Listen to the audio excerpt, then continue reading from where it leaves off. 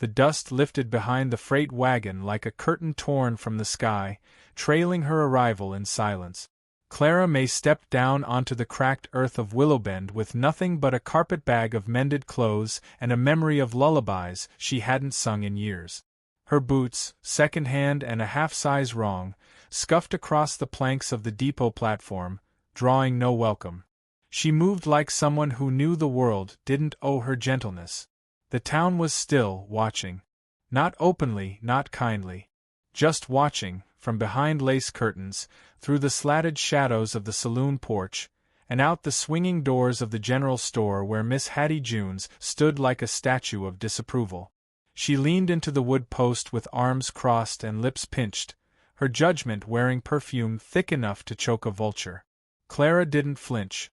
She just tipped her chin slightly downward, as if even the sky had become too heavy to meet. There was something about her, worn, yes, but not broken. A woman shaped by fire and sorrow and stitched back together with invisible thread. Inside the general store, she asked if there was work.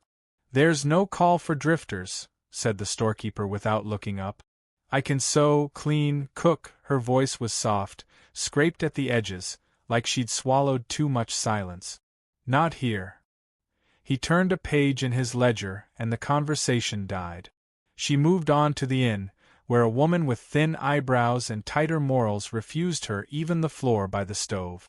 Said she didn't rent rooms to women alone. Said it was policy. Said the town had standards to keep. So Clara walked to the church, because some wounds still hoped God might notice them. Pastor Silas Drew stood outside tending to the flower beds, hands in the dirt. When he looked up, he saw the sorrow in her spine before she even spoke. She didn't beg, just asked if there was a place she could sleep out of the wind. "I can offer the hayloft," he said, his voice low and kind. "And supper, if you don't mind sharing with an old man." "I've shared worse with worse," she replied, managing the ghost of a smile. That night, beneath the rafters of the barn, she curled against a bale of straw and hummed under her breath, not for anyone else, but to keep her own bones from rattling apart. She slept like that, curled around the ache of years she couldn't name. The next morning, she went walking beyond the edge of town, toward the willows that gave Willowbend its name, tall, trembling things that bowed with the wind like old dancers. There, in a clearing between trees and creek, she saw them. 6 girls. Alone. They moved with a caution too old for their years, like deer that had learned not to trust hands even when they held sugar. Their clothes were mismatched, their hair wild, but their eyes were clear, watchful. One of them, no more than 9, stepped forward with an apple bruised on one side. "You hungry?" the girl asked, voice like a reed flute. Clara took the apple gently, fingers brushing the child's like she might shatter. "Thank you." Another girl, older, with hair the color of burnt wheat, studied Clara with the fierce protectiveness of someone who'd had to be mother and sister both. "You ain't from here." "No," Clara said. "Just passing through." "Everybody who's just passing through usually leaves," the girl said, and Clara didn't argue. The girls led her to their home, what was left of it. An old homestead, part burned, part rebuilt with stubborn hands and spare boards. The roof sagged in places. The hearth was cold. But it was theirs.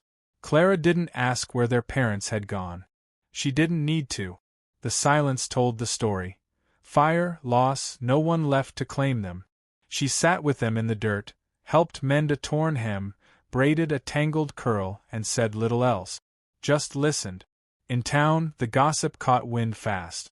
"She's moved in with those wild girls," Miss Hattie muttered to anyone who'd listen. "What sort of woman lives with children that ain't hers, no ring on her finger, no name to speak of?" The whispers circled like buzzards. Sheriff Eli Boone heard it, of course. He heard everything in Willowbend, whether he wanted to or not. But he didn't act. Not yet. He'd seen Clara, standing in the shade of the mercantile that first day, trying not to look hungry. He'd noticed how she flinched when loud voices rose, how her hands stayed near her chest like she was still holding something she'd lost. He watched from his office window, as she walked back toward the homestead, 6 girls trailing her like ribbons on the wind. That evening, Clara returned to the barn, Pastor Drew waiting with a tin bowl of stew and 2 chipped spoons. 6 girls, he said after a moment. You planning to take them on? I don't plan much anymore. They seem to think you hung the moon. I just listened, she said. Sometimes that's enough, the old man thought, but didn't say. Over the next days, Clara began to patch the house. She taught the girls how to sew straighter, how to boil nettles into soup when flour ran low. She sang again, not whole songs, just pieces. Hummed while she brushed their hair, while she stirred the pot, while she stitched a curtain that would keep the light out come morning. Sheriff Boone brought nails one day, said the town had some left over from the schoolhouse repairs. He didn't stay. Just tipped his hat and left them at the fence. The next morning there was wood. Then beans. Then oil. Clara never thanked him aloud, but the next time he passed, he found a pie cooling on the fence post. Still, the town bristled. The council called a meeting. Miss Hattie shouted about safety, morality, the example being set. They demanded Pastor Drew bring Clara in to explain herself. So she came, wearing her one good dress and the dust of the road still clinging to her hem. The pews were filled with frowns. I didn't come here to steal or shame, Clara said quietly. I came because I had nowhere left. These girls, her voice wavered, caught in her throat, they didn't ask for me. They just didn't turn me away. The room fell silent, but not softened. The town wasn't cruel, just cautious, and they didn't yet know the shape of her heart. That night, after supper, the girls gathered around her. Belle, the apple giver, crawled into her lap. Tessa placed a scrap of paper in Clara's hand, a drawing of a crooked house and a woman in a blue dress, arms wide. You want a home, Belle said, soft as breath.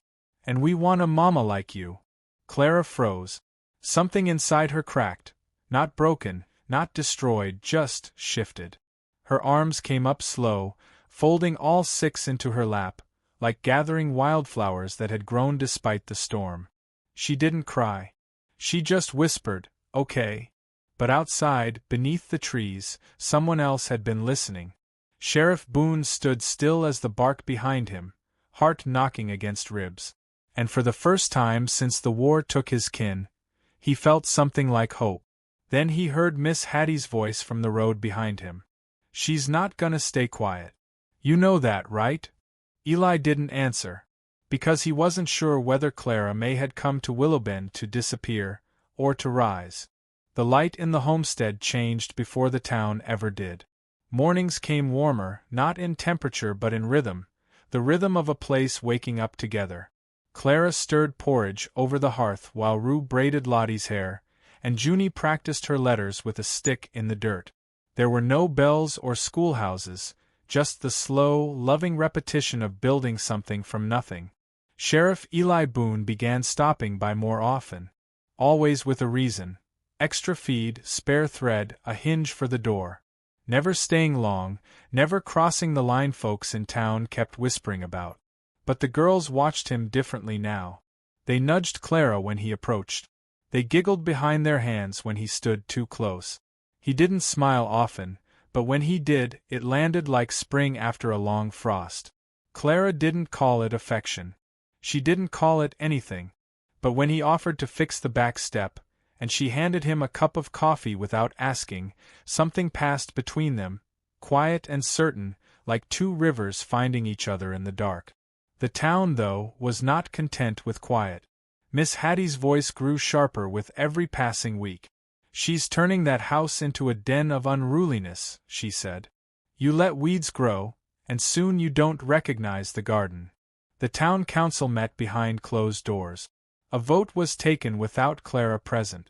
Pastor Drew tried to stop it, but law ran through paperwork and signatures, not prayers. Clara was summoned on a Thursday. Sheriff Boone stood beside her on the church step. The girls weren't allowed in. Inside, voices rose like storm winds. You are not their kin, nor their legal guardian. You're housing them without authorization. They should be placed in proper care, in the city, where they'll have structure. Clara's hands did not shake. She stood in her threadbare dress, chin high. I don't have structure, she said. But I have steadiness. I have time. I have love. Her voice thinned but did not break. And I think that's more than most children get. You have no husband, Miss Hattie spat. Clara looked straight at her. I don't need one to be enough. There was a long silence, and then a paper was placed before her. A removal order. The girls were to be relocated within the week. Clara walked out with the weight of the town pressing against her spine. She did not speak until she reached the edge of the creek where the girls waited, huddled together beneath the cottonwoods. She knelt, gathered them in. We've got 3 days, she whispered. Belle looked up, eyes wide. What do we do? Clara didn't know. But that night they packed what little they had and slipped into the hills, the stars a brittle blanket overhead. She didn't run to escape, she ran to think. To breathe somewhere judgment couldn't reach. They spent one night beneath the pines. Junie cried in her sleep. Clara held her. Her arms didn't feel strong enough, but they were all she had. The next morning, boots crunched on pine needles. I figured you'd head this way, came Pastor Drew's voice. Clara turned. I needed space. He nodded, eyes soft. They can't take them without your consent. Not if you fight. I've spent years not fighting, she whispered. That's how I survived. Then maybe surviving isn't enough anymore. She looked at the girls, curled in blankets, and something in her shifted again. Not like breaking. Like blooming through stone. Clara returned to town with her head high, mud on her boots, and the girls behind her like a dawn parade. No words, no apologies. Sheriff Boone was waiting. They're doubling down, he warned. But they're not expecting you to stay. Clara's voice was steady. Then I will. The town square gathered as she stood before the council again, this time not as a question but as a fact. Pastor Drew stood to her left. Sheriff Boone to her right. The girls behind her, shoulders straight. She read from a piece of paper she'd written by candlelight the night before. Her words were simple, stitched together like the patchwork quilt she'd made for Rue. I may not be blood, but I've bandaged their knees, quieted their bad dreams, and taught them to look people in the eye when they speak. I've given them routine, comfort, and the freedom to be children again. If that's not enough to make me their mother, then you tell me what is. For a long moment, there was only wind. Then Eli Boone did something he'd never done in public. He removed his badge, held it in both hands, and placed it on the table before the council. I stand with her, he said. And if the law won't, then maybe the law needs changing. Miss Hattie gasped audibly. Sheriff! He turned toward her. You've judged her for being alone. But she's never been more together than anyone in this town. Slowly, heads began to nod. Pastor Drew added, I've seen more holiness in that burned house than in half the sermons I've given. The vote was taken again. This time, Clara won. The homestead became hers, not just in spirit but on paper. A deed was signed. Guardianship granted. There was no celebration, no parade, but when they walked home that night, the road didn't feel as long. That evening, Clara made stew. The girls set the table with mismatched tin bowls. They lit candles. Too many, really, but it made the room glow. Sheriff Boone knocked once, then walked in without waiting. He brought a pup with him, said the dog needed a name. The girls screamed with delight. Clara looked at Eli and smiled. Not shyly, not nervously. Just warmly. Fully. He stayed for dinner. And after, when the dishes were done and the girls tucked in, they sat on the porch, no need for words. Fireflies blinked in the dark like forgotten stars. You're not just passing through anymore, he said at last. No, Clara answered. I think I've arrived. He nodded. Me too. They didn't touch. They didn't kiss.